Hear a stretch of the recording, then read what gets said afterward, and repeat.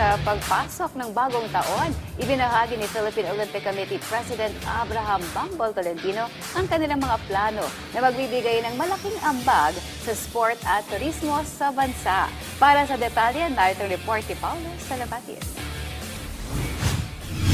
Nakatakdang mag-host ang Pilipinas ng dalawang malalaking international competition sa huling bahagi ng taong 2027 at unang bahagi ng taong 2028 ayon sa Philippine Olympic Committee.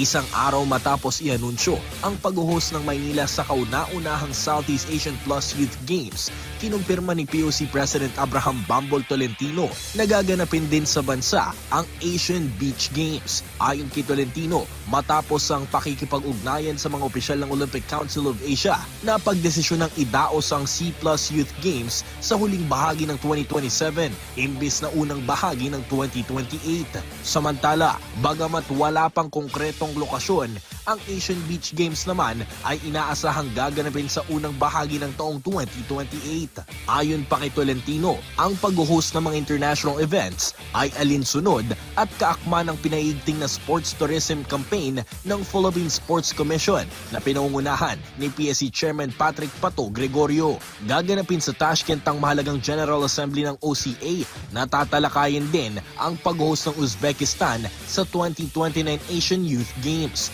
Magkatugma rin ang pananaw ng POC at PSC sa sports tourism na sinuportahan ng paglikha ng National Sports Tourism Interagency Committee na inilunsad ni Pangulong Ferdinand R. Marcos Jr. noong nakarang taon.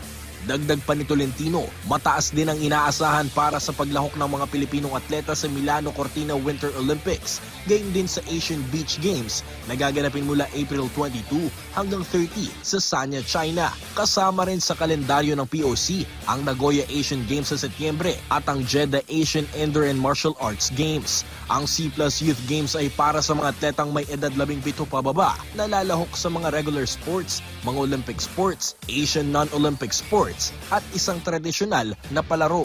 Si Tolentino ang tagapagtatag na Pangulo ng C Plus Youth Games na binubuo ng mga bansang Thailand, Indonesia, Malaysia, Laos, Cambodia, Myanmar, Vietnam at Timor-Leste. Ang Plus ay tumutukoy sa pag-imbita ng hindi bababa sa isang Asian National Olympic Committee mula sa iba pang rehiyon sa Asia upang mapalakas ang kompetisyon sa grassroots level.